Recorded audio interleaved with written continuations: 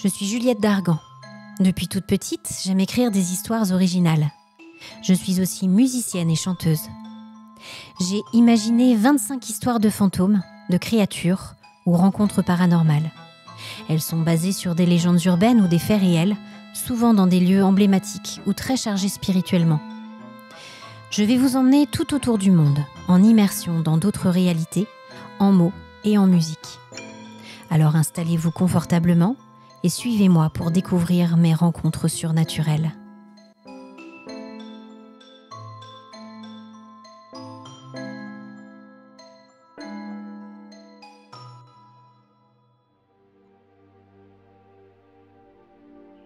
Bonjour mes amis, j'espère que vous allez bien.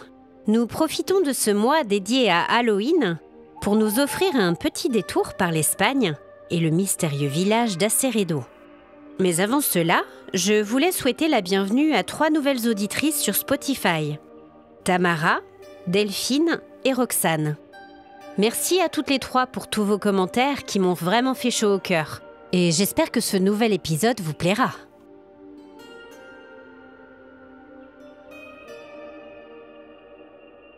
Vous écoutez Rencontres surnaturelles, épisode 14, le village englouti. J'ai toujours eu une fascination pour les lieux abandonnés. Étant sensible aux énergies et aux présences, je ressens toujours comme un appel au secours.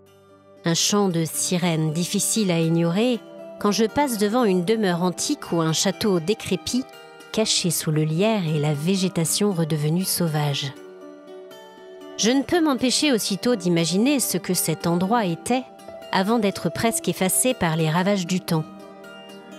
Cette toiture éventrée avait dû autrefois s'ériger fièrement au-dessus d'un manoir vénérable, et cette fenêtre brisée et gonflée par la pluie étincelait certainement sous la lumière d'un jour d'été. Et toutes ces vies abritées ici, ces mariages, ces deuils, ces naissances, ces moments de bonheur ou de peine immense qui ont marqué ces murs, où sont-ils aujourd'hui ?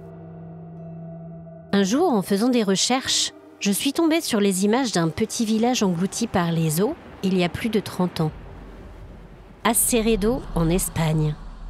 La photo montrait les restes, pourtant encore assez bien conservés, d'un petit bourg ayant connu des jours meilleurs à l'air libre et toute une vie rurale et heureuse. Mon imagination n'a fait qu'un tour. Et en fixant les ruines d'une maison en particulier, une vieille demeure bourgeoise qui avait dû avoir fière allure avant d'être recouverte par les flots, une question m'a envahi. Et si la maison était hantée avant d'être noyée ? Les fantômes seraient-ils toujours présents, même sous la surface ? Je vous emmène aujourd'hui explorer cette question en suivant les pas d'Abélard, un homme d'âge mûr, hanté par le poids d'un passé révolu à jamais. Ça a bien changé ici. Je ne reconnais rien. Ça fait quoi, 30 ans ? C'est un peu normal, tu crois pas ? Ouais, bien sûr, mais ça me fait tout drôle de revenir ici. C'était une vallée tellement belle, tellement verdoyante. Ils ont tout massacré pour construire le barrage, noyer des villages entiers. Et pourquoi ? Regarde ça. Il n'y a plus que de la boue et des ruines. Oh, papa, tu vas pas remettre ça. On est venu jusqu'ici. Donc, écoute, maintenant on va descendre de la voiture, on va suivre le chemin et tu vas me montrer le village et la maison de ta grand-mère. Ça va aller. T'as besoin de faire ça et tu le sais. Le psy te l'a dit. Pour calmer toute cette douleur refoulée depuis tant d'années, il faut que tu reviennes à la racine de ce mal qui te ronge. Allez, viens, on y va. Hors de question que tu flanches maintenant. Toujours à me dire ce que je dois faire, celle-là. On se demande vraiment qui est le père et qui est l'enfant. Abélard sortit difficilement de la voiture garée sur le parking poussiéreux. Il vit s'éloigner les épaules crispées de sa fille Simona. C'était une vraie tête de mule. Quand elle avait quelque chose en tête, il n'y avait pas moyen de lui faire changer d'avis. Il n'avait finalement pas vraiment eu le choix que de la suivre. Elle l'avait pratiquement forcée à monter dans la voiture et elle avait conduit d'une seule traite jusqu'ici. Quelque part au fond de lui, il savait qu'elle avait raison. Il devait faire cette démarche, ce travail sur lui-même et mettre de côté ses peurs et sa douleur. Accepter de se prendre en pleine face des années de souvenirs refoulés. Il fit un premier pas et s'engagea à son tour sur le chemin aride qui s'avançait jusqu'aux premières maisons du village, loin devant eux. « Simona, attends-moi, tu veux? Ça ne sert à rien de te presser. Le village sera toujours là à notre arrivée. » La jeune fille ne répondit pas, ne tourna pas la tête et continua à avancer du même pas pressé. 30 ans. 30 ans passés à étouffer le poids des souvenirs en lui. 30 ans que cette plaie béante le rongeait à petit feu. Simona avait peut-être raison. Ce pèlerinage, car c'en était un, parviendrait peut-être enfin à l'apaiser. Abélard sentit son souffle s'accélérer et une douleur sourde dans sa poitrine le transperça un instant. Il exhala longuement et s'arrêta pour s'asseoir contre un rocher. Il tira de sa poche son pilulier, qui portait le logo de l'hôpital Jiménez Diaz, et avala le cachet avec un peu d'eau fraîche. Il ferma les yeux un instant pour laisser son rythme cardiaque reprendre sa cadence normale. « C'est ton cœur? T'as mal ?» Abélard prit son temps pour ouvrir un œil lourd de reproches qu'il posa sur sa fille qui avait visiblement fait demi-tour, inquiète de le voir poser là sur son siège de fortune. Évidemment, c'est mon cœur. Tu t'attendais à quoi? Que je saute de joie et que ce périple ne fasse pas monter mon angoisse et ma colère? Je n'ai pas demandé à être ici, je te rappelle. Ah, c'est pas vrai. T'es aussi têtu qu'une mule. On dirait un gamin de 5 ans qui fait un caprice, là. Je sais pas comment maman faisait pour te supporter. T'as besoin de venir ici, papa.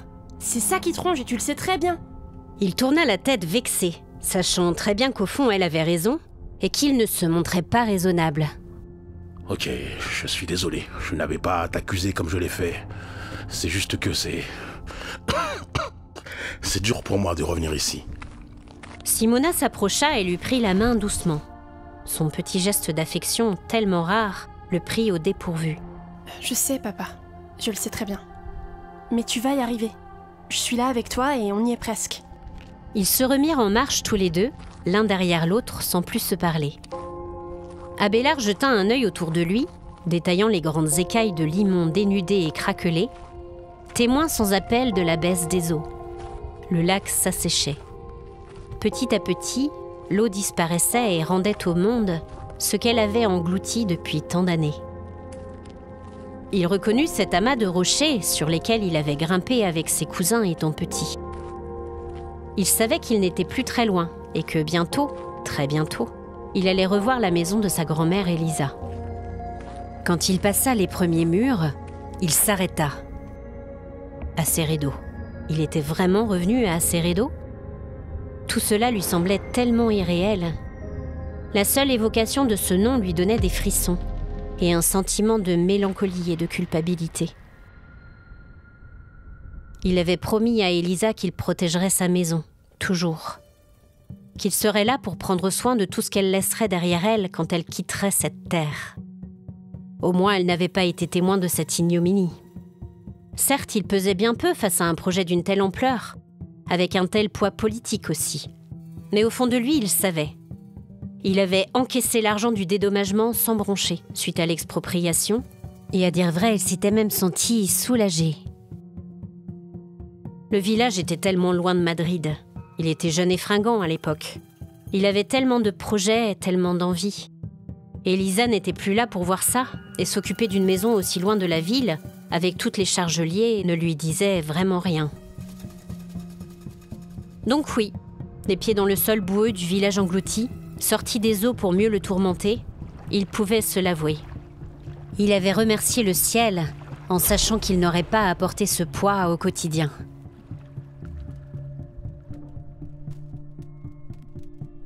Il repensa à sa grand-mère. Il revit ses cheveux tirés en un chignon lourd, sa bouche fine. Évidemment, elle avait manifesté sa déception ouvertement.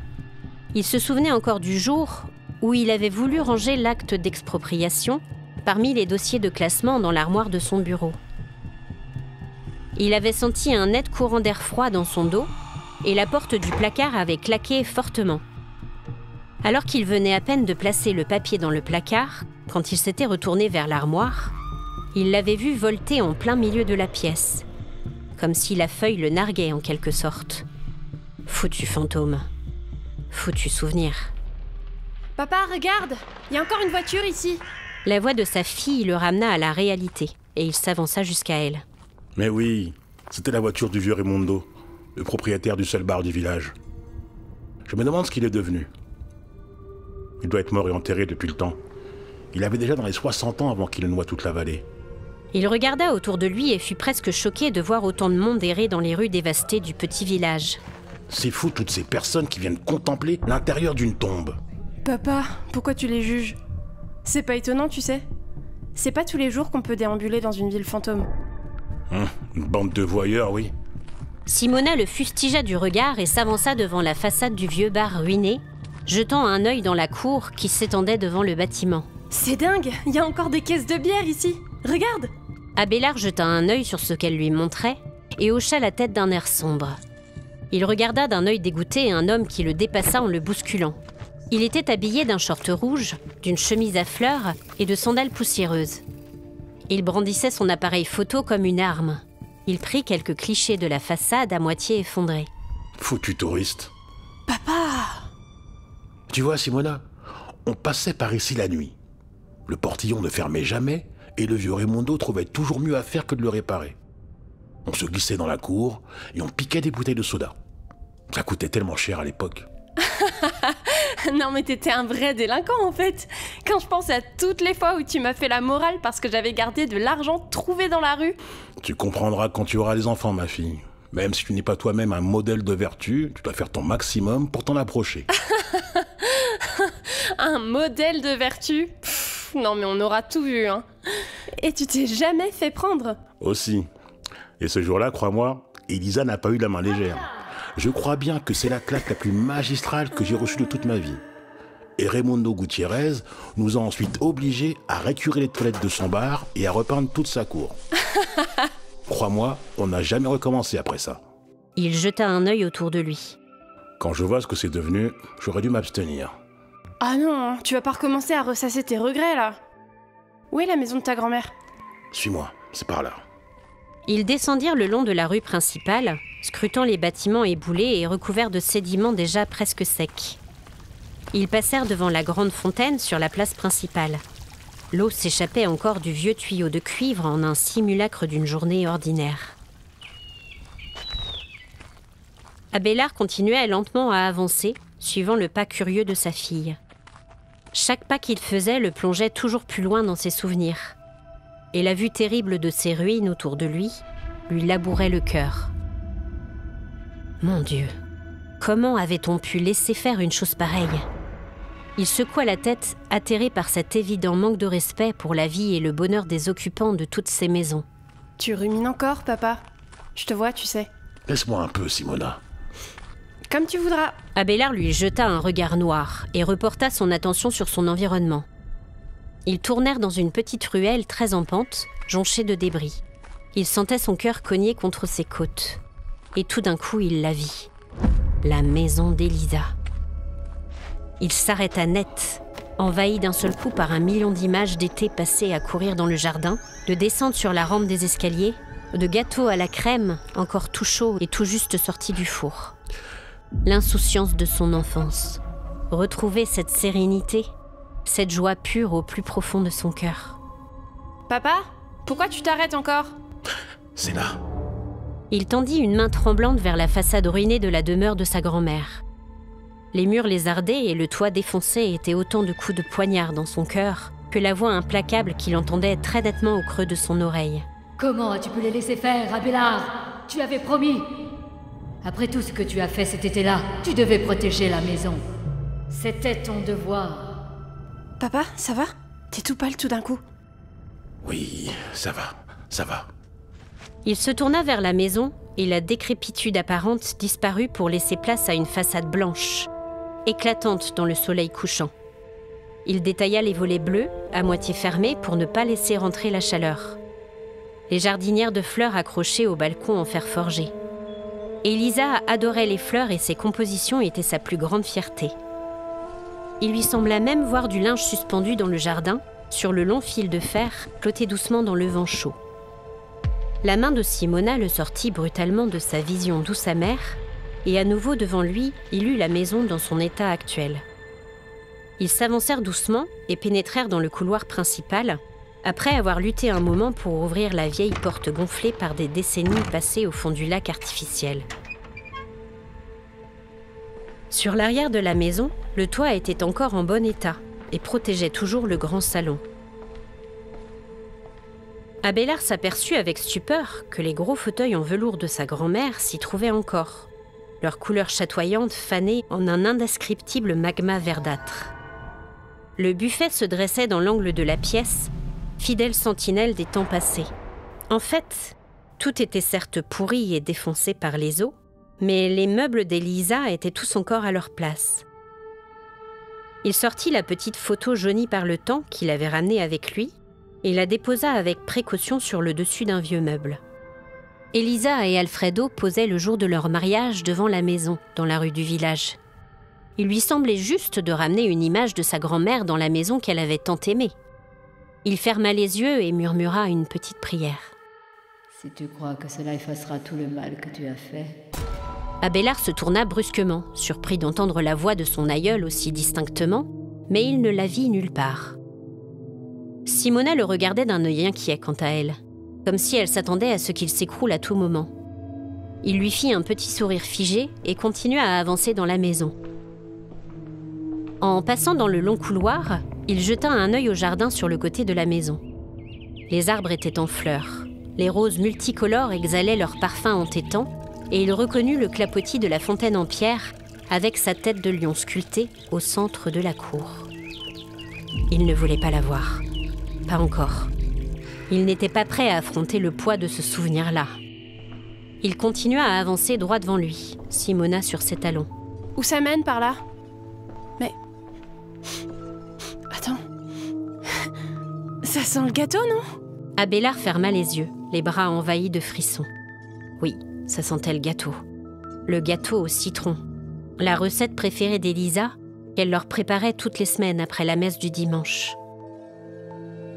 Après s'être repenti de tous ses péchés, on a le droit de déguster un bon gâteau au citron. Devant là, c'est la cuisine. Mais tu sens pas cette odeur? Abélard lui mentit effrontément. Non, pas du tout. Tu débloques, ma pauvre. C'est ton imagination qui te joue des tours. Il s'avança sur le seuil et pénétra dans la grande pièce qui avait abrité tous leurs repas, les anniversaires et leurs grandes tablées les soirs de fête. La pièce avait un air sinistre et désolé. Ah non, t'as raison. Je sens plus l'odeur. Abélard ne lui répondit pas. Il voyait devant lui Elisa mélanger d'une main sûre la pâte lisse du gâteau délicieux, observer son élasticité et sa couleur. Elle se tourna vers lui et le dévisagea d'un œil sévère. Si tu viens pour lécher la casserole, Abbé, ce n'est pas la peine. Après tout ce que tu as fait, crois-moi, tu ne le mérites pas. Simona s'éloigna pour revenir vers l'entrée de la maison. Abélard baissa la tête, envahi à nouveau par un profond sentiment de honte. Je suis désolé, Elisa. Tellement désolé. Il rouvrit les yeux et vit qu'elle était toujours là, les lèvres pincées. Ses yeux noirs étaient posés sur lui et le fixaient sans pitié. Eh bien, il est peut-être temps d'aller la voir et de t'excuser pour ce que tu lui as fait, non? Abélard étouffa les sanglots qui montaient dans sa gorge. C'était donc là ce qu'on attendait de lui? Il devait expier, affronter sa plus grande peur? Il se redressa et fit demi-tour, retournant dans le couloir vers l'emplacement de la grande porte-fenêtre qui menait au jardin. Papa, qu'est-ce que tu fais? On y va? Il va faire nuit bientôt. J'en ai pour 2 minutes, Simona. Va m'attendre au dehors, si tu préfères. Ok, mais dépêche-toi, hein. J'ai faim et j'ai envie de rentrer à l'hôtel. La jeune femme s'éloigna d'un pas guilleret et sortit dans la lumière éclatante du dehors. Abélard entra dans la cour. Le jardin avait disparu, et la terre morne et craquelée lui donna la chair de poule. Elena? Seul le silence lui répondit. Elena, tu es là? Il ferma les yeux, essayant de retrouver le souvenir du jardin éclatant de vie. Le son de la fontaine coulant tranquillement résonna soudain devant lui. Il ouvrit lentement les paupières et se figea. Le jardin avait à nouveau repris toutes ses couleurs, sa végétation luxuriante, ses fleurs et ses massifs, la grande fierté d'Elisa qui les bichonnait du matin au soir. Et devant lui, au milieu de la pelouse tondue parfaitement, se tenait la grande fontaine et son eau limpide qui tombait en cascade dans son bac de pierre moussue. Il entendit autour de lui des rires d'enfants, des cris exaltés de joie pure. Il connaissait cette voix. Il ne l'avait pas entendue depuis son enfance, depuis ce jour maudit où il avait laissé la porte du jardin ouverte. Elena, sa petite sœur de 3 ans, se trouvait là. Enfin, son corps flottait dans le bassin sous la fontaine. Elle releva lentement la tête et le fixa d'un œil accusateur. Abélard sentit une vive douleur dans son bras et dans sa poitrine. Il tomba à genoux, comprimant la brûlure qui le déchirait, les yeux toujours fixés devant la petite silhouette silencieuse devant lui. Elena.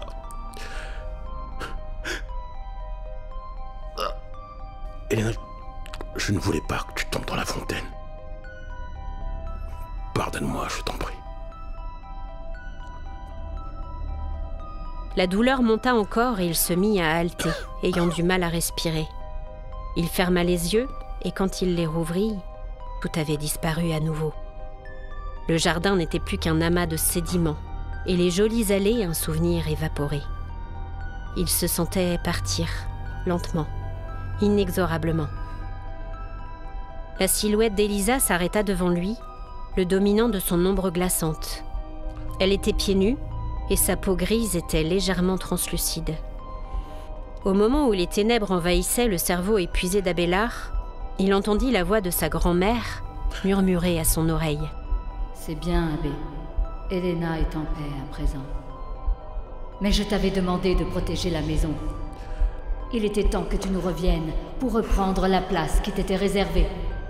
Et à présent, tu ne nous quitteras plus jamais, comme tu me l'as promis. »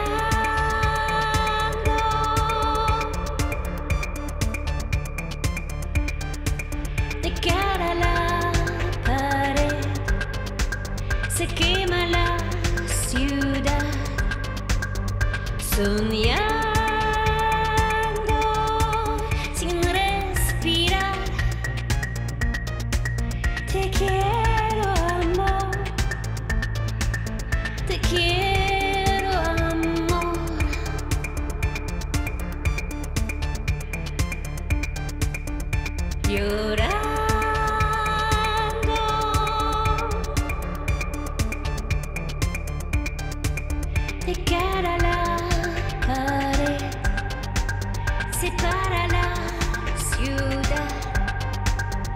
Llorando y no hay más. Pero quizás, ¿a dónde estás?